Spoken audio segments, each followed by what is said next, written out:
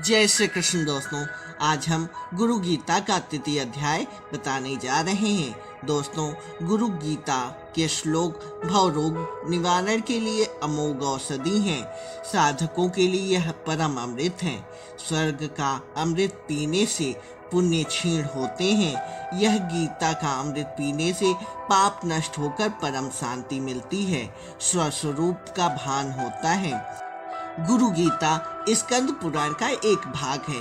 इसमें 352 श्लोक हैं। इससे पहले आपने गुरु गीता का प्रथम एवं द्वितीय अध्याय सुना है। अब उससे आगे श्री गुरु गीता का तृतीय अध्याय आज हम सुनाने जा रहे हैं। इसमें पार्वती जी से महादेव कहते हैं, हे सम्मुखी, अब सकर्मियों के लिए जप करने के स्थानों का मैं वर्णन करने जा रहा हूँ। सागर या नदी के तट पर, तीर्थ में, शिवालय में, विष्णु के या देवी के मंदिर में, गौशाला में, सभी शुभ देवालयों में, वट वृक्ष के या आंवले के वृक्ष के नीचे, मठ में, तुलसी वन में, पवित्र निर्मल स्थान में नित्यानुष्ठान के रूप में आसक्त होकर मौन पूर्वक इसके जप का आरंभ करना चाहिए। जप से जय प्राप्त होता है तथा जप से सिद्धि रूप का फल मिलता है। जप अनुष्ठान के काल में सब नीच कर्म और निंदित स्थान का त्याग करना चाहिए। शमशान में बेलपत्र, वट वृक्ष, कनक वृक्ष के नीचे, आम के वृक्ष के पास जप करने से सिद्धि जल्दी मिलती है। हे देवी, कल्प पर्यंत के करोड़ों जन्मों के यज्ञ, व्रत, तप, शास्त्रोक्त क्रियाएं, ये सब गुरुदेव के संतोष मात्र से सफल हो जाते हैं। भाग्यहीन, शक्तिहीन और गुरु सेवा से विमुक्त जो लोग इस उपदेश को नहीं मानते, वह घोर नरक के पात्र होते हैं। जिनके ऊपर श्री गुरुदेव की कृपा नहीं है, उसकी विद्या, धन, बल और भाग्य निरर्थक हैं। हे पार्वती, उनका अधपतन होता है। जिसके अंदर गुरु भक्ति हो, उसकी माता धन्य है, उसके पिता धन्य हैं, उसका वंश धन्य है, उसके वंश में जन्म लेने वाले भी धन्य हैं। समग्र धरती माता धन्य है। शरीर, इंद्रियों, प्राण, धन, स्वजन, बंधु बांधव, माता का कुल, पिता का कुल, ये सब गुरुदेव ही हैं। इसमें कोई भी संशय नहीं है। गुरु ही देव है, गुरु ही धर्म है, गुरु में निष्ठा ही परम तप है, गुरु से ही अधिक और कुछ नहीं है। यह मैं 3 बार कहता हूँ। जिस प्रकार सागर में पानी, दूध में दूध, घी में घी, अलग घटों में आकाश एक भिन्न और अभिन्न है, उसी प्रकार परमात्मा में जीवात्मा एक और अभिन्न है। ज्ञानी सदा परमात्मा के साथ अभिन्न होकर रात दिन आनंद विभोर होकर सर्वत्र विचरते हैं। हे पार्वती, गुरुदेव को संतुष्ट करने से शिष्य मुक्त हो जाता है। हे देवी, गुरु की कृपा से वह अष्ट सिद्धियों की प्राप्ति कर पाता है। ज्ञानी दिन में, रात में, सदा सर्वदा समत में रमण करते हैं। इस प्रकार के महामोनी अर्थात ब्रह्मनिष्ठ महात्मा तीनों लोकों में समान भाव से गति करते हैं। गुरु भक्ति ही सबसे बड़ा तीर्थ है, अन्य तीर्थ निरर्थक हैं। हे देवी, हे प्रिय, कन्या के भोग में रत, स्त्री से विमुख ऐसे बुद्धि शून्य लोगों को मेरा यह आत्मप्रिय परम बोध मैंने नहीं कहा। अभक्त, कपटी, धूर्त, पाखंडी, नास्तिक इत्यादि को यह गुरु गीता कहने का मन में सोचना तक नहीं। शिष्य के धन का अपहरण करने वाले गुरु तो बहुत हैं, लेकिन शिष्य के हृदय का संताप हरने वाला एक गुरु भी दुर्लभ है, ऐसा मैं मानता हूँ। जो चतुर हो, विवेकी हो, अध्यात्म के ज्ञाता हो, पवित्र हो तथा निर्मल मानस वाले हो, उनमें गुरु तत्व शोभा पाता है। गुरु निर्मल, शांत, साधु स्वभाव के, मितभाषी, काम क्रोध से अत्यंत रहित, सदाचारी और जितेंद्रिय होते हैं। सूचक आदि भेद से अनेक गुरु कहे गए हैं। बुद्धिमान मनुष्य को स्वयं योग्य विचार करके तत्वनिष्ठ सद्गुरु की शरण लेनी चाहिए। नाम चिंता मणि ग्रंथ में गुरुओं की 12 प्रकार बताए गए हैं। धातुवादी गुरु। बच्चा, मंत्र ले लिया, अब जाओ तीर्थाटन करो, भिक्षा मांग के खाओ, अथवा घर में खाओ तो ऐसा खाओ वैसा ना खाओ, लहसुन ना खाना, प्याज ना खाना, यह करना यह ना करना, इस बर्तन में भोजन करना, ऐसे सोना आदि बातें कहकर अंत में ज्ञानोपदेश देने वाले धातुवादी गुरु होते हैं। चंदन गुरु। जिस प्रकार चंदन वृक्ष अपने निकट के वृक्षों को भी सुगंधित बना देता है, ऐसे ही अपने सानिध्य द्वारा शिष्य को तारने वाले गुरु चंदन गुरु होते हैं। चंदन गुरु वाणी से नहीं आचरण से जातक शिष्य को संस्कार से भर देते हैं।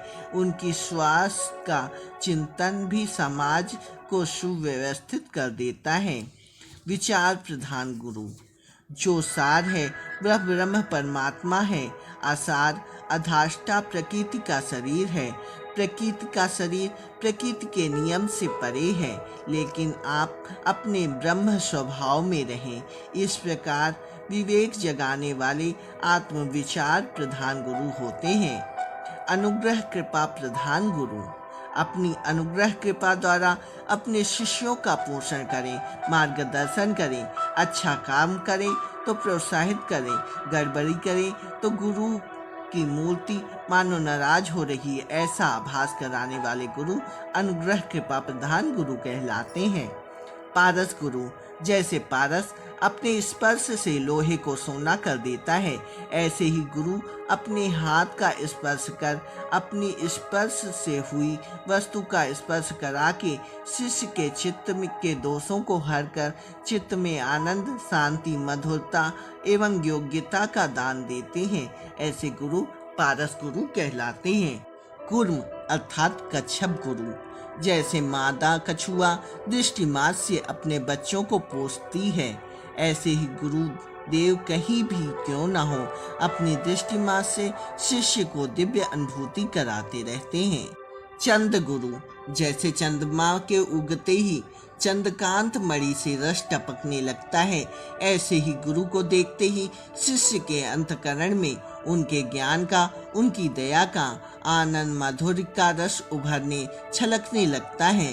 गुरु का चिंतन करके ही उनकी लीलाओं, घटनाओं अथवा भजन आदि का चिंतन करके किसी को बताते हैं तो रस आने लगता है। दर्पण गुरु। जैसे दर्पण में अपना रूप दिखता है, ऐसे ही गुरु के नजदीक जाते ही शिष्य जातक को अपने गुण दोष दिखने लगते हैं और अपनी महानता, शांति, आनंद, माधुर्य आदि का रस आने लगता है। मानो गुरु एक दर्पण है। गुरु के पास गए तो हमें गुरु का स्वरूप और अपना स्वरूप मिलता जुलता प्यारा प्यारा लगने लगता है। छाया निधि गुरु। साधक को अपनी कृपा छाया में रखकर उसे स्वयं आनंद प्रदान करने वाले गुरु छाया निधि गुरु होते हैं। जिस प्रकार गुरु की दृष्टि छाया आदि कुछ पड़ गई, वह अपने अपने विषय में अपनी अपनी दुनिया में राजा हो जाता है। राजे महाराजे भी उसके आगे घुटने टेकने लगते हैं। नाद निधि गुरु।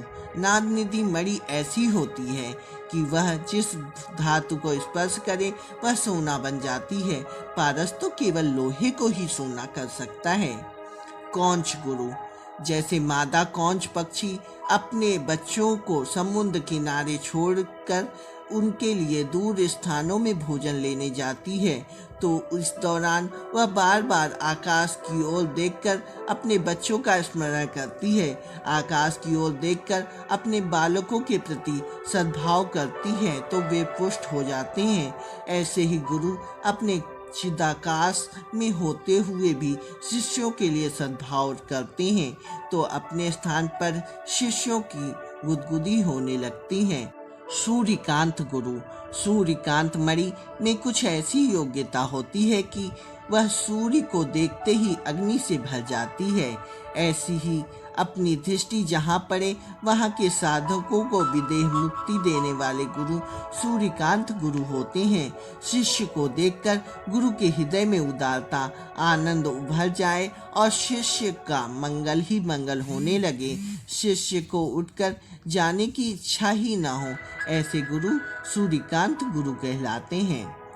हे देवी, वर्ण और अक्षरों से सिद्ध करने वाले बाह और अलौकिक शास्त्रों का जिसका आभास हो वह गुरु सूचक गुरु कहलाता है। हे पार्वती, धर्माधर्म का विधान करने वाली, वर्ण और आश्रमों के अनुसार विद्या का प्रवचन करने वाले गुरु को तुम वाचक गुरु मानो। पंचाक्षरी आदि मंत्रों का उपदेश देने वाले गुरु बोधक गुरु कहलाते हैं। हे पार्वती, प्रथम 2 गुरुओं में यह गुरु उत्तम होते हैं। मोहन, मारण, वशीकरण आदि तुच्छ मंत्रों को बताने वाले गुरु को तत्वदर्शी पंडित निषेध गुरु कहते हैं। हे प्रिय, संसार अनित्य और दुखों का घर है, ऐसा समझाकर जो गुरु वैराग्य का मार्ग बताते हैं वे विहित गुरु कहलाते हैं। हे पार्वती, तत्समी आदि महावाक्यों का उपदेश देने वाले तथा संसार रूपी रोगों का निवारण करने वाले गुरु कारणाख्य गुरु कहलाते हैं। तत् तमसि अर्थात तत् त्वम असि हिंदू धर्म शास्त्रों एवं उपनिषदों में वर्णित 4 महावाक्यों में से एक है, जिसका अर्थ है वह तुम ही हो, तू वही है। ततस्य इस महावाक्य को उद्दालक और उनके पुत्र वव केतु के बीच संवाद के रूप में है। अनेक जन्मों के किए हुए पुण्यों से ऐसे महागुरु प्राप्त होते हैं। उनको प्राप्त कर शिष्य पुनः संसार बंधन में नहीं बंधता अर्थात मुक्त हो जाता है। हे पार्वती, इस प्रकार संसार में अनेक प्रकार के गुरु होते हैं। इन सब में एक परम गुरु का ही सेवन सर्वप्रथमों में करना चाहिए। दोस्तों, अब हम आपको बताने जा रहे हैं कि निषेध गुरु के लिए भगवान शिव ने माता पार्वती को क्या बतलाया है। प्रकृति से ही मूढ़, मृत्यु से भयभीत, सत्कर्म से विमुख लोग यदि देव योग से निषेध गुरु का सेवन करें तो उनकी क्या गति होती है। निषेध गुरु का शिष्य दुष्ट संकल्पों से दूषित होने के कारण ब्रह्म प्रलय तक मनुष्य नहीं होता, पशु योनि में ही रहता है। हे देवी, इस तत्व को ध्यान से सुनो। मनुष्य जब विरक्त होता है तभी वह अधिकारी कहलाता है, ऐसा उपनिषद कहते हैं। अर्थात देव योग से गुरु प्राप्त होने की बात अलग है और विचार से गुरु चुनने की बात अलग है। अखंड, एक रस, नित्य, मुक्त और निरामय ब्रह्म जो अपने अंदर ही दिखाते हैं वे ही गुरु होने चाहिए। हे पार्वती, जिस प्रकार जलाशयों में सागर राजा है उसी प्रकार सब गुरुओं में परम गुरु राजा कहलाता है। मोह आदि दोषों से रहित, शांत, नित्य, तृप्त, किसी के आशय से रहित, श्री ब्रह्मा और विष्णु के वैभव को भी त्रिवृत्त समझने वाले गुरु ही परम गुरु कहलाते हैं। सर्वकाल और सर्व देश में स्वतंत्र, निश्चल, सुखी, अखंड, एक रस का आनंद से तृप्त ही सचमुच परम गुरु होते हैं। दैत्य अदैत्य से मुक्त, अपने अनुभव रूप प्रकाश वाले, अज्ञान रूपी अंधकार को छेदने वाले और सर्वज्ञ ही परम गुरु होते हैं। जिनके दर्शन मात्र से मन प्रसन्न होता है, अपने आप धैर्य और शांति आ जाती है, वे परम गुरु होते हैं। जो अपने शरीर को सौ समान समझते हैं और अपने आत्मा को अद्वितीय जानते हैं, जो कामनी और कंचन के मोह को नाश करता है, वे परम गुरु हैं। हे पार्वती, सुनो, तत्वज्ञ 2 प्रकार के होते हैं, मौनी और वक्ता। हे प्रिय, इन दोनों में से मौनी गुरु द्वारा लोगों को कोई लाभ नहीं होता, परंतु वक्ता गुरु भयंकर संसार सागर को पार कराने में समर्थ होते हैं, क्योंकि शास्त्र युक्ति और अनुभूति से वे सर्व संयोगों को छेदते हैं।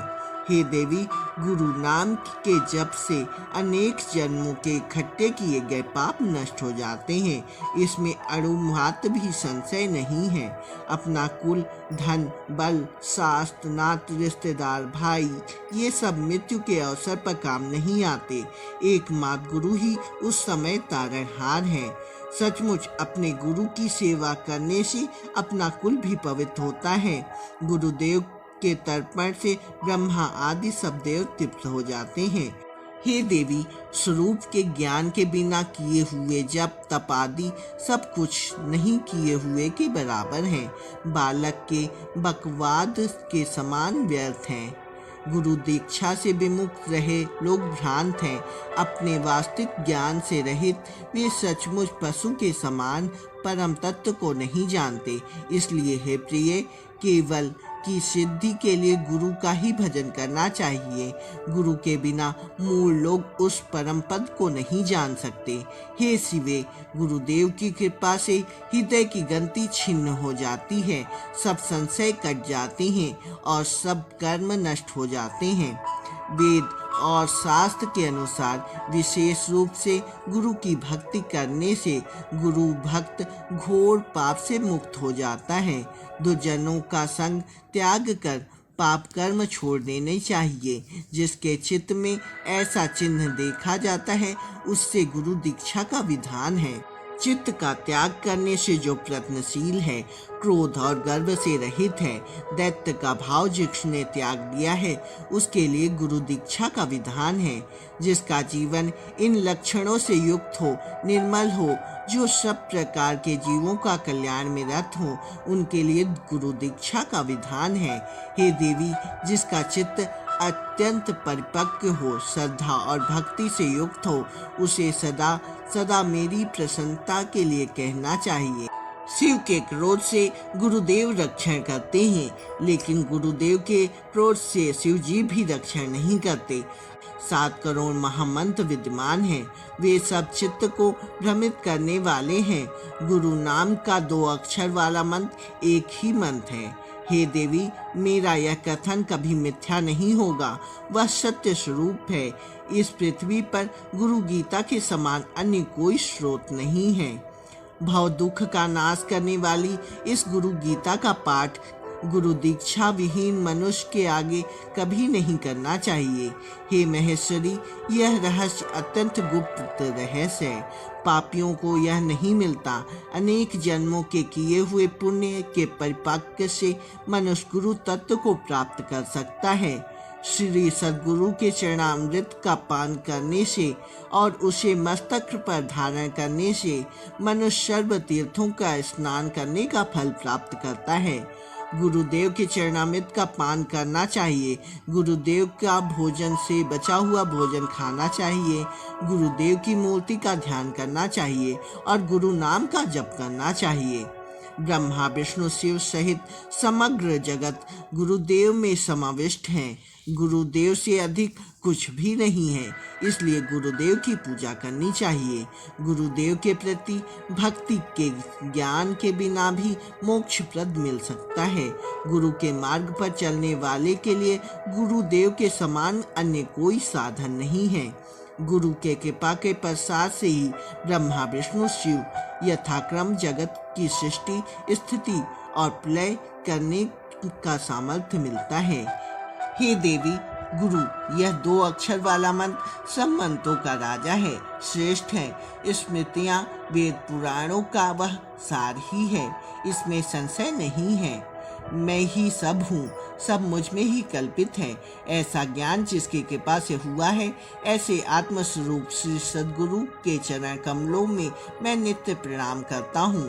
हे प्रभु, अज्ञान रूपी अंधकार में अंध बने हुए और विषयों से आक्रांत चित्त वाले मुझ को ज्ञान का प्रकाश देकर कृपा करो।